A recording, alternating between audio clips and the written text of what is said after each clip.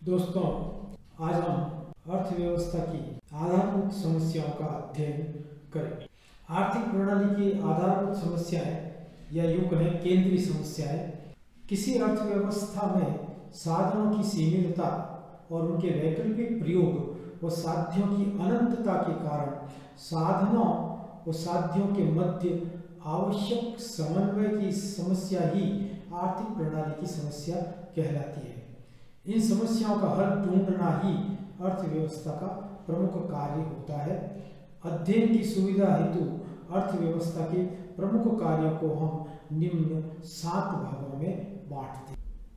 किन वस्तुओं व सेवाओं का उत्पादन किया जाए व कितनी मात्रा में किया जाए।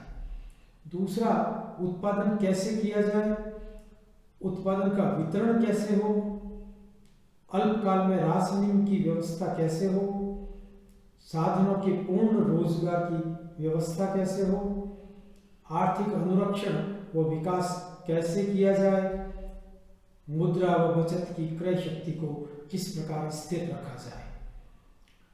सेमुएल्सन, नॉर्डहाउस, फर्ग्यूसन आदि प्रमुख अर्थशास्त्री केवल प्रथम 3 समस्याओं को ही आर्थिक समस्याएं मानते हैं। उनके अनुसार what, how and for whom, अर्थात क्या, कैसे और किसके लिए उत्पादन किया जाए। पहली समस्या, किन वस्तुओं व सेवाओं का उत्पादन किया जाए व कितनी मात्रा में किया जाए। प्रत्येक अर्थव्यवस्था को साधनों की सीमितता और आवश्यकताओं की अनंतता के कारण यह निर्धारित करना होता है कि असंख्य वस्तुओं में से कौन कौन सी वस्तुओं का कितनी कितनी मात्रा में उत्पादन किया जाए। अर्थात अर्थव्यवस्था के उत्पादन संभावना वक्र के किस बिंदु पर उत्पादन किया जाए। उत्पादन संभावना वक्र 2 वस्तुओं के उन विभिन्न संयोगों को प्रदर्शित करता है जो कोई अर्थव्यवस्था अपने दिए हुए साधनों और तकनीक के माध्यम से उत्पन्न कर सकती है। जैसे चित्र में एक्स अक्ष पर कंज्यूमर गुड्स और वाई अक्ष पर कैपिटल गुड्स प्रदर्शित किए गए हैं और पीपी उत्पादन संभावना वक्र है जो अर्थव्यवस्था की अधिकतम उत्पादित की जा सकने वाली इन 2 वस्तुओं को प्रदर्शित कर रहा है। यह समस्या अर्थव्यवस्था द्वारा उत्पादन संभावना वक्र के किस बिंदु पर उत्पादन करने से संबंधित है। चित्र में पीपी उत्पादन संभावना वक्र है। यदि अर्थव्यवस्था ए बिंदु पर उत्पादन करती है तो ओटी वाई वस्तु का उत्पादन करेगी अर्थात कैपिटल गुड्स का और ओएल कंज्यूमर गुड्स का उत्पादन करेगी। यदि अर्थव्यवस्था बी बिंदु पर उत्पादन करती है तो वह कैपिटल गुड्स ओएस ही उत्पन्न करेगी जबकि कंज्यूमर गुड्स ओएम उत्पादन करेगी। अर्थात अर्थव्यवस्था को ये तय करना है कि कौन सी वस्तु का कितनी कितनी मात्रा में उत्पादन करे अर्थात पीसी के कौन से बिंदु पर कार्य करे। पूंजीवादी अर्थव्यवस्था में इस समस्या का हल कीमत प्रणाली द्वारा स्वतः ही निकलता है। उपभोक्ता जिन वस्तुओं की मांग करते हैं उन वस्तुओं का उत्पादन किया जाता है और मांग और पूर्ति के आधार पर वस्तुओं की मात्रा तय होती है।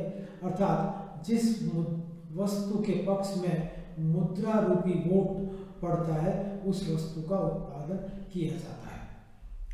समाजवादी अर्थव्यवस्था में अधिकतम सामाजिक लाभ उद्देश्य से सरकारी आदेश द्वारा वस्तुओं व उनकी मात्रा का निर्धारण किया जाता है। मिश्रित अर्थव्यवस्था में नियंत्रित कीमत प्रणाली व सरकारी आदेशों का समन्वित प्रयोग किया जाता है। वस्तुओं का उत्पादन कैसे किया जाए। दूसरी समस्या अर्थात उत्पादन का संगठन कैसे हो। वस्तुओं का उत्पादन कैसे किया जाए, उत्पादन का संगठन कैसा हो। प्रत्येक अर्थव्यवस्था को यह निर्धारित करना होता है कि वांछित वस्तुओं का सीमित साधनों के प्रयोग से न्यूनतम लागत पर अधिकतम उत्पादन कैसे किया जाए। सामान्यतः किसी वस्तु का उत्पादन एक से अधिक विधियों द्वारा किया जा सकता है। अर्थव्यवस्था को निश्चित करना होता है कि इन विधियों में से कौन सी विधि का प्रयोग किया जाए जो उसे न्यूनतम लागत पर अधिकतम उत्पादन दे सके। यही अर्थव्यवस्था की समस्या है कि कौन सी विधि से उत्पादन करें। चित्र 2 में जैसा कि हम जानते हैं पीपी उत्पादन संभावना वक्र है, एबीसी अनुकूलतम संयोगों को प्रदर्शित कर रही है, ए बी और सी बिंदु अनुकूलतम संयोगों को प्रदर्शित करते हैं, एन बिंदु अकुशल संयोग है और यू बिंदु अप्राप्य संयोग है। अर्थव्यवस्था कुशल संयोग में से न्यूनतम लागत और अधिकतम उत्पादन वाले संयोग का चुनाव करेगी। पूंजीवादी अर्थव्यवस्था में कीमत प्रणाली के माध्यम से उत्पत्ति के सिद्धांतों के अनुरूप विधि का प्रयोग किया जाता है। महंगे साधनों के स्थान पर सस्ते साधनों का प्रतिस्थापन तब तक किया जाता है जब तक कि सभी साधनों की सीमांत उत्पादकता और उनकी कीमतों का अनुपात बराबर नहीं हो जाए। समाजवादी अर्थव्यवस्था में अधिकतम कल्याण को ध्यान में रखते हुए सरकार द्वारा यह तय होता है कि वस्तुओं का उत्पादन किन साधनों व विधियों के प्रयोग से किया जाए ताकि समाज का कल्याण अधिकतम हो। और मिश्रित अर्थव्यवस्था में नियंत्रित कीमत प्रणाली व सरकारी आदेशों का समन्वित प्रयोग किया जाता है।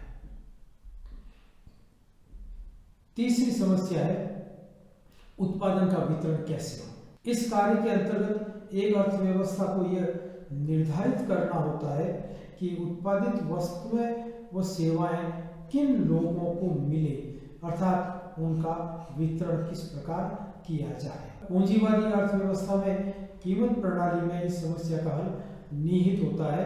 किसी व्यक्ति की आय, साधनों की मात्रा, उसके पास कितने साधन हैं, साधनों के मूल्य और उनकी कुशलता पर निर्भर करती है। कीमत प्रणाली इन सभी को प्रभावित करती है। आय के अनुपात में उत्पादन का वितरण होता है। वितरण में यदि आय के अनुपात में उत्पादन का वितरण होता है और वितरण में असमानता मिटाने के लिए पूंजीवाद में भी सरकारी हस्तक्षेप आवश्यक होता है। समाजवादी अर्थव्यवस्था में सरकारी आदेशों द्वारा समान वितरण के प्रयास किए जाते हैं। इसमें व्यक्ति की कुशलता और सामाजिक न्याय को प्रमुख आधार माना जाता है। मिश्रित अर्थव्यवस्था में कीमत यंत्र द्वारा वितरण का कार्य होता है, लेकिन सामाजिक हित में अनेक नियंत्रण भी लागू किए जाते हैं, जैसे न्यूनतम मजदूरी, प्रगतिशील करारोपण, आर्थिक सहायता, सामाजिक सुरक्षा, संपत्ति व आय की असमानता पर सीमा निर्धारण आदि। चौथी समस्या है अल्पकाल में राशनिंग की व्यवस्था कैसे हो। अल्पकाल वह समय अवधि होती है जिसमें किसी वस्तु की पूर्ति को नहीं बदला जा सकता। अति अल्पकाल में मांग व पूर्ति में असंतुलन होता है, जिसे दूर करने का कार्य अर्थव्यवस्था को करना होता है। राशनिंग दो प्रकार से हो सकती है। अल्पकाल की दो स्थितियां बनती है। किसी समय बिंदु पॉइंट ऑफ टाइम पर मांग की तुलना में पूर्ति कम होने पर सभी व्यक्तियों के बीच वस्तु का न्यायोचित वितरण, जैसे मांग तो है अधिक और पूर्ति है कम, तो उस बिंदु पर सभी लोगों में उस पूर्ति को न्यायोचित तरीके से वितरित करना।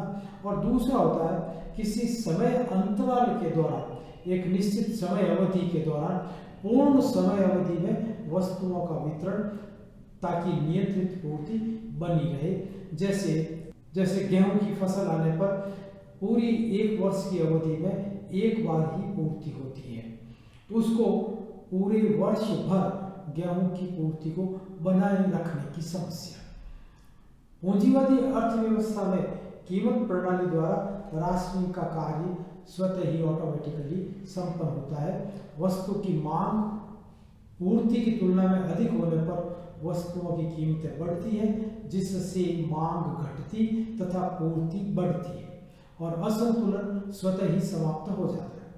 समय अवधि पीरियड ऑफ टाइम में यदि किसी वस्तु की पूर्ति एक बार ही होती है तो सट्टा प्रवृत्तियां समय अवधि के दौरान वस्तु की नियमित पूर्ति बनाए रखती बढ़ती है। सट्टा प्रवृत्ति का अर्थ है कि वस्तु की पूर्ति आने के समय व्यापारी वर्ग उसे कम कीमतों पर खरीद लेते हैं और शेष समय में जैसे जैसे कीमतें बढ़ती है उसकी पूर्ति को जारी करते रहते हैं। तो वर्ष भर या पूरी समय अवधि के दौरान उस वस्तु की आपूर्ति बनी रहती है। समाजवादी अर्थव्यवस्था में राशन प्रणाली का प्रयोग किया जाता है। निश्चित मूल्य पर प्रति व्यक्ति वस्तुओं की मात्रा निश्चित कर दी जाती है और उसके अनुरूप ही उसका वितरण किया जाता है। मिश्रित अर्थव्यवस्था में दोहरी प्रणाली प्रयोग में ली जाती है। वस्तुओं के न्यूनतम व अधिकतम मूल्य निर्धारण, वितरण पर नियंत्रण तथा आवश्यक वस्तुओं के संदर्भ में राशनिंग प्रणाली द्वारा इस समस्या का हल निकाला जाता है। साधनों की पूर्ण रोजगार की व्यवस्था कैसे हो? अर्थव्यवस्था में साधन सीमित होते हैं, कोई साधन बेकार नहीं पड़ा रहे, अतः प्रत्येक अर्थव्यवस्था को इनके रोजगार की व्यवस्था करनी होती है। पूर्ण रोजगार का अर्थ है कि साधनों का समाज की आवश्यकता के अनुरूप वर्तमान व भविष्य में पूर्ण प्रयोग करना। अर्थव्यवस्था में व्याप्त बेरोजगारी, अल्प रोजगार या अनैच्छिक बेरोजगारी को समाप्त करना ताकि उत्पादन का स्तर पूर्ण रोजगार के स्तर तक बढ़कर अधिकतम हो सके। पूंजीवादी अर्थव्यवस्था में इस समस्या का हल कीमत प्रणाली द्वारा किया जाता है। ऐसी अर्थव्यवस्थाओं में रोजगार का स्तर विनियोग की मात्रा पर निर्भर करता है और विनियोग स्वयं ब्याज दर पर निर्भर करता है और ब्याज दर बचत व विनियोग के संतुलन से प्रभावित होती है। यदि बचत और विनियोग बराबर होते हैं तो ब्याज दर स्थिर रहती है, जबकि असंतुलन की स्थिति में ब्याज दर में परिवर्तन दोनों में संतुलन बना देते हैं। पूर्ण रोजगार के स्तर पर संतुलन बना रहता है। कुछ परिस्थितियों में राजकोषीय नीतियों का सहारा भी लिया जाता है। समाजवादी अर्थव्यवस्था में पूर्ण रोजगार की व्यवस्था सरकारी या केंद्रीय आदेशों और आर्थिक नियोजन के द्वारा किया जाता है और मिश्रित अर्थव्यवस्था में कीमत प्रणाली व सरकार की नीतियों व नियोजन के माध्यम से पूर्ण रोजगार का स्तर प्राप्त करने का प्रयास किया जाता है। आर्थिक अनुरक्षण व विकास कैसे किया जाए? अनुरक्षण अर्थव्यवस्था की उत्पादन क्षमता को मूल्य ह्रास की क्षतिपूर्ति से स्थिर बनाए रखना आर्थिक अनुरक्षण कहलाता है। इस प्रक्रिया से अर्थव्यवस्था अपने उत्पादन संभावना वक्र पर बनी रहती है। जैसे पीपी उत्पादन संभावना वक्र है तो अर्थव्यवस्था गतिमान रहते हुए भी इस पर बनी रहे, यह अनुरक्षण कहलाता है। विकास अर्थव्यवस्था में उत्पादन की मात्रा में दीर्घकालीन व स्थायी वृद्धि को विकास कहा जाता है। समय अवधि के दौरान उत्पादन के साधनों, नवीन विधियों, नवीन उत्पादन, कार्यकुशलता, तकनीक, अनुसंधान, आविष्कार आदि विकास के पहलू होते हैं। इस प्रक्रिया से उत्पादन संभावना वक्र ऊपर की ओर बढ़ता है, जैसे पी से बढ़कर P1 हो जाता है, तो यह विकास की प्रक्रिया कहलाती है। पूंजीवादी अर्थव्यवस्था में यह कार्य कीमत प्रणाली आधारित होता है। अनुरक्षण हेतु मूल्य ह्रास को लागत में सम्मिलित किया जाकर उसे वसूल कर लिया जाता है और कार्यकुशलता में वृद्धि, पूंजी निर्माण आदि से आर्थिक वृद्धि संभव होती है और यह अर्थव्यवस्था को करना होता है। समाजवादी अर्थव्यवस्था में केंद्रीय नियोजन व सरकारी नीतियों के प्रयोग से यह संभव होता है और मिश्रित अर्थव्यवस्था में कीमत प्रणाली व सरकारी आदेशों के समन्वय से अनुरक्षण व विकास का कार्य किया जाता है। मुद्रा व बचत की क्रय शक्ति को स्थिर किस प्रकार रखा जाए? वस्तुओं व सेवाओं की कुल मात्रा की तुलना में जब मुद्रा की मात्रा अधिक हो जाती है तो मुद्रा का मूल्य घटता है, अर्थात सामान्य कीमत स्तर बढ़ता है, जिसे हम मुद्रास्फीति कहते हैं, कीमतों के स्तर में वृद्धि कहते हैं। इस परिवर्तन से बचत, निवेश और मुद्रा की क्रय शक्ति पर प्रभाव पड़ता है, जो अर्थव्यवस्था के लिए घातक होता है। इसके विपरीत यदि मुद्रा की मात्रा वस्तुओं व सेवाओं की तुलना में कम हो जाती है तो मुद्रा संकुचन की स्थिति उत्पन्न होती है। अतः अर्थव्यवस्था को मुद्रा की मात्रा और उत्पादन की मात्रा को नियंत्रित कर मुद्रा के मूल्य को स्थिर बनाए रखना होता है। पूंजीवादी अर्थव्यवस्था में कीमत प्रणाली ही यह कार्य करती है। बचत, निवेश व ब्याज दर के संतुलन द्वारा यह कार्य होता है, जैसा कि पूर्व समस्या में ये बताया गया था।